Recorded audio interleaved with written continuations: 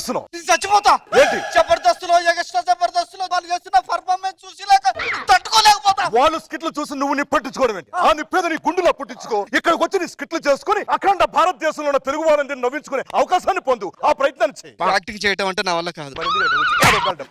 ఇది చేయలే కానీ కామెంట్లు పెడతారు ఎపిసోడ్. ప్రతివాడికి అలవాటు అయిపోయింది. అలా చేస్తే బాగుంటుంది, ఇలా చేస్తే బాగుంటుంది, ఇది చేయాలి చేయాలి, మాకు అవకాశం ఇవ్వండి అని చెప్పి ఓ విర్రబిగిపోతారు కానీ ఒక స్కిట్ చేయమంటే వచ్చి చేయలేదు. అవునండి.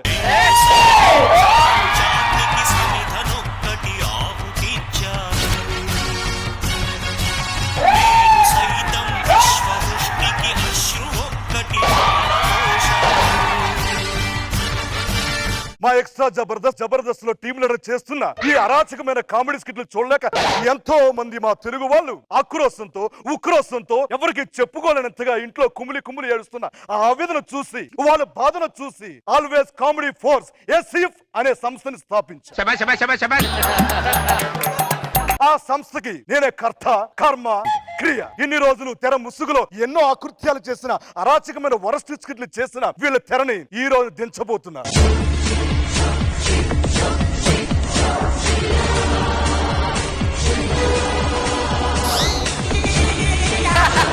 మీరు చేసే స్కిట్లో కామెడీ చేస్తుంటే ఈ రోజు ఇలా తలలు దించుకునే పరిస్థితే వచ్చేది కాదు. తలలెత్తండి. మా చేతులు కట్టేస్తే మీ తలలో ఎత్తామండి. మీ దగ్గరికి వస్తున్నారా రాస్కే? ఆటో రామ్ ప్రసాద్ వీడు పెట్టుకున్న ఆటో అనే లింక్ కి తెలంగాణ ఆంధ్రప్రదేశ్ లో ఉన్న ఆటో డ్రైవర్లందరూ అబ్బాయి దరిద్ర ఆటో అని తగ్గించుకోండి చెప్పి సిగ్గుపడుతున్నారు. రాస్కే పనికి మాలిన అని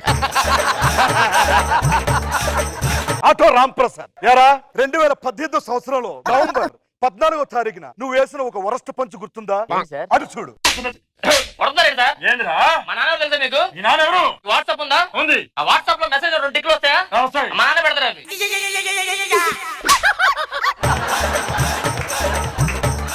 ఈ పంచమిన ఒక బార్ సెంటర్ లో ఇద్దరు ప్రాణ స్నేహితులు మందు తాలేక ఐసిగడ్డ మొత్తం గొంతులో పడిపోయి వెలువెలా కొట్టుకుంటూ ప్రాణాలు కోల్పోయారు. ఆ ప్రాణం తేగలవా? భయం అంటే తెలుసా నీకు? భయం అనే పదమైన డిక్షనరీలో లేదు. అదే డిక్షనరీ లేదు.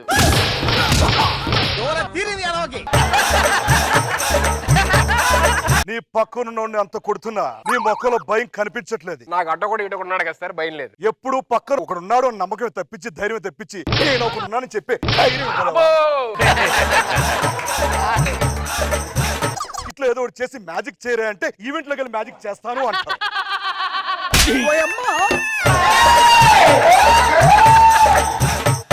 స్కిట్ లో వేలు పెట్టరా అంటే ఈవెంట్ కి వెళ్ళి కారు కింద 10,000 పెడతా.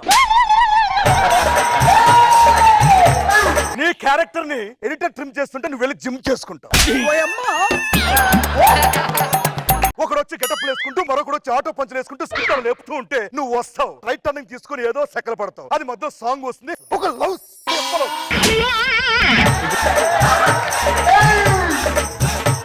నువ్వు ఎందుకు వస్తావో రైట్ టర్నింగ్ ఎందుకు తీసుకుంటావు మొదలు లవ్ సింపుల్ వస్తుందో లవ్ పాటలు ఎందుకు వస్తావు ఎవరికి తెలియదు. స్కిట్ అంతా ఒకడే కష్టపడుతుంటే ఇద్దరు కష్టపడుతుంటే అంతే ఇద్దరే కష్టపడుతున్నారు. ఇద్దరే కష్టపడుతున్నారు. ఎప్పటికైనా ఏదో ఒకటి చేసి స్కిట్ లో వేలు పెట్టు. అంతేగాని దాని కింద దీని కింద పెట్టబోదు. టీమ్ లీడర్లు అంటే ఈడు జోడు చూడముచ్చటగా ఉండాలి. మరి మేము ఈడ్చి తన్నేలా అనిపిస్తున్నారు. నేను వెళ్ళొస్తాను సార్. వెళ్తే ప్రమాదం. వెళ్ళకపోతే మీకు ప్రమాదం. ఎందుకని? నాకు షుగర్ ఉంది. అర్జెంట్ గా వెళ్ళండి. సార్ నేను వెళ్ళొచ్చా సార్? దేనికి? నెక్స్ట్ కిట్ కి డాన్స్ ప్రాక్టీస్ చేయాలి సార్. మారవరా నువ్వు? మారితే మార్చేస్తారు సార్ వాళ్ళు. అర్జెంట్ గా వెళ్తాను సార్. ఏయ్ నిన్నెవరు కట్టేశాడు? అంటే ప్రోమోలో పడాలని నన్ను నేనే కట్టేసుకున్నా సార్. హలో, నా ఎక్స్ప్రెషన్స్ కి ఫ్యాన్స్ ఉన్నారు తెలుసా? నీ ఎక్స్ప్రెషన్ మీద సిఐడి ఎంక్వైరీ చేస్తే ఏ ఎక్స్ప్రెషన్ ఎందుకు ఇచ్చావు, ఎక్కడ ఇచ్చావు, ఎప్పుడు ఇచ్చావు వాళ్ళు కూడా కనిపెట్టలేరా?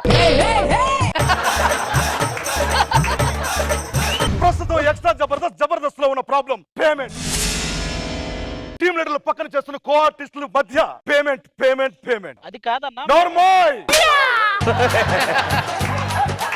నేను వెళ్ళిపోతాను సార్. వెళ్ళిపోయి మనసు మార్చుకుంటావా? పిల్లలకి డైపర్లు మార్చుకుంటాను సార్. సిగ్గు లేదారా నీకు? పోరా ఇక్కడి నుంచి. రాకేష్ అన్న వెళ్ళేటప్పుడు భాస్కర్ సార్ 10 నిమిషాల్లో స్కిట్ చేసేస్తే ఎంత ఇస్తారు? అంతే ఇస్తారు సార్. గంట సేపు చేస్తే గంట సేపు చేసినా అంతే ఇస్తారు సార్. మరి ఎంత చేసినా అంతే ఇస్తారన్నప్పుడు ఎంతెంతెందుకు చేస్తారా?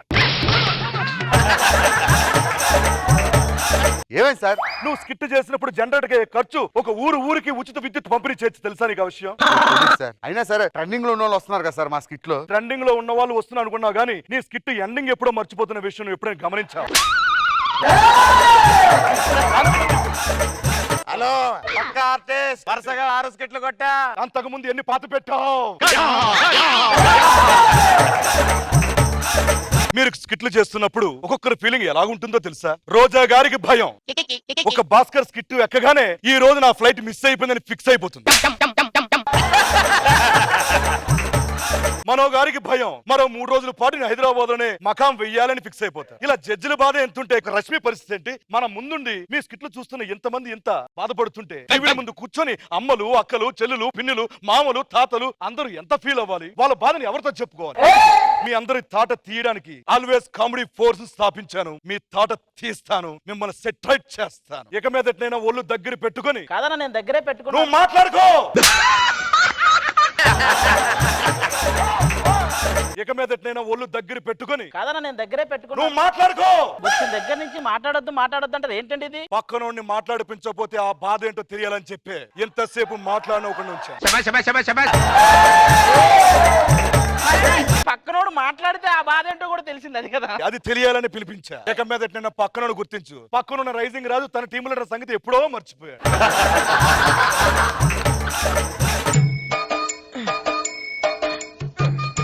తాతగారికి వందనాలు.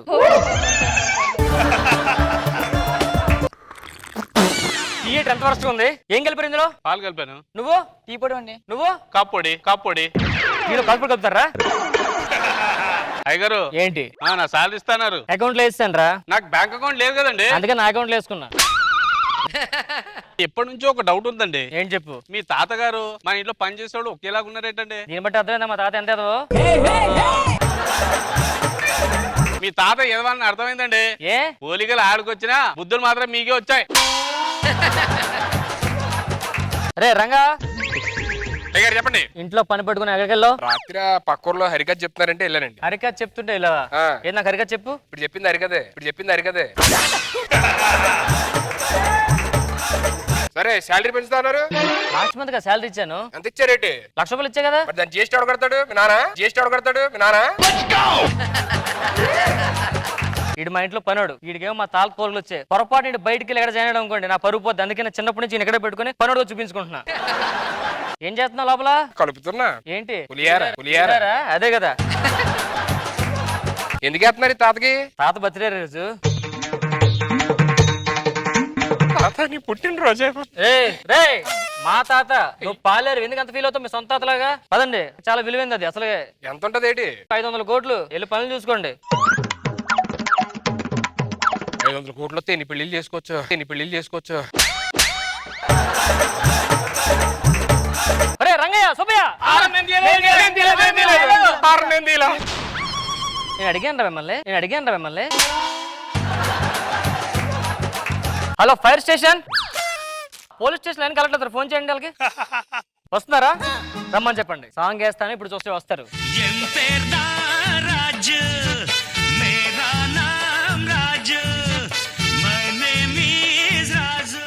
అన్నయ్యటప్పా గుర్తుపట్టలేకపోయాను.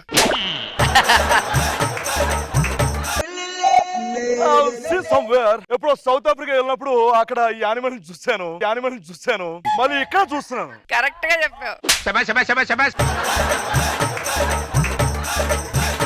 Sir tea sir. అటుపక్క సార్. ఏంటిది? వెల్ అంటే బావేగా.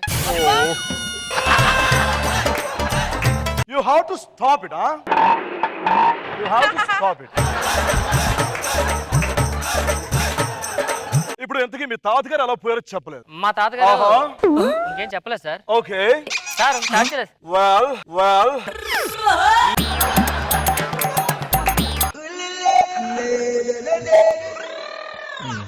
వింటారా సార్? Okay continue. రోజు మా తాతగారు వేటకి వెళ్ళారు సార్. ఓకే ఎదురుగా పులి వచ్చింది sir. Oh my God, no అలా చదవడం వీల్లేదు. ఎందులో చదువుతుంది? Over action చేయకరా. పుల్ దగ్గరికి వెళ్ళి ఆ. హ్యాండ్స్ అప్ అన్నారు సార్. తర్వాత ఏముంది? 4 కాళ్ళే కదా, చేతులు పైకెత్తలేదు, తినేసింది. Right. Now I want to interrogate you. You just cooperate with me. Full cooperation sir, full cooperation sir. మీ పేరు? నా పేరు రంగయ్య సార్. మీ ఊరు? విజయవాడ. మీ నాన్నగారి పేరు? దేవానంద్. నువ్వు ఎక్కడ పుట్టావు? నేను Vijayawada. He's the thief. He's the దొంగ. ఎందుకంటే ప్రిపేర్ అయ్యి వచ్చాడు. నేను అడిగిన ప్రశ్నకి తడబడు కూడా ప్రాపర్ చెప్తాడంటే ఈయన సారీ, మళ్ళీ అడగండి సార్ కావాలంటే. ఓకే. మీ పేరు? నా పేరు రంగయ్య. ఈయన యాక్ట్ చేస్తాడు. ఈయన దొంగ. ఈయన దొంగ. మీకు పెళ్ళైందా? అవలేదు సార్. చేసుకోవడం ఇస్తుందా లేకపోతే ఏమైనా? బయట ఫెలింగ్ ఫర్ అలాంటి ఏం లేవు సార్ నాకు. ఫినిష్ చేయనిరా. ఫినిష్ చేయరా. ఏమైనా గోల్స్ ఉన్నాయని అడుగుతున్నాను. గోల్స్ అంటే పెద్ద గోల్స్ ఏం లేవు సార్. పాలేరులో పెద్ద పాలేరు అయితే చాలు సార్. ఇప్పుడు ఎవడైనా ఎమ్మెల్యే అవ్వాలి, ప్రెసిడెంట్ అవ్వాలనుకుంటారా? నువ్వేంట్రా పెద్ద బాగా చెప్పాలంటావు? నా బ్రతుకు అంతే సార్. ఏం చేస్తాం, అందంగా పుట్టా.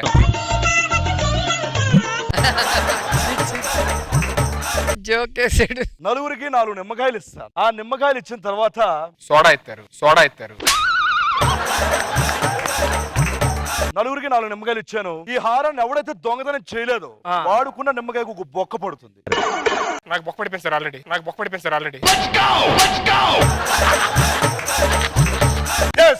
దొంగ. నేను ఎందుకంటే ఇచ్చిన 4 నిమ్మకాయలు ప్లెయిన్ గా ఉన్నాయి. ఏది దానికి బొక్కలు లేవు. కానీ ఈయన బొక్క పెట్టుకున్నాడు అంటే దొంగని నీకు తెలిసిపోతుందని భయంతో బొక్క పెట్టుకున్నాడు. Am I right, Mr. Saumitri? ఇంట్లో నేను మోసం చేసి ఇంట్లో పనుడుగా పెట్టుకుని పాలెలో పెట్టుకుని నీకు పని చేపించుకుంటున్నాడు చూడండి. ఇంత మోసం చేస్తారా? ఎలా జరిగింది అసలు? మా నాన్న మీ నాన్న చంపేసి నా ప్లేస్ లో నేను పెట్టి నీ ప్లేస్ లో పెట్టాడు అంతే. చేస్తారా?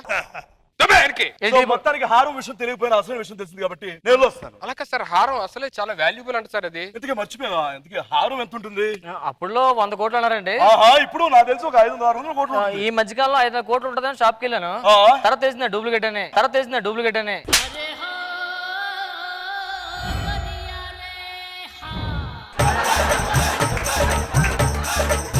నేను కూడా పార్టీ మార్చేస్తాను. అయ్యగారి దగ్గరికి వచ్చాను. హలో, మా రాణి వెయిటింగ్ అక్కడ.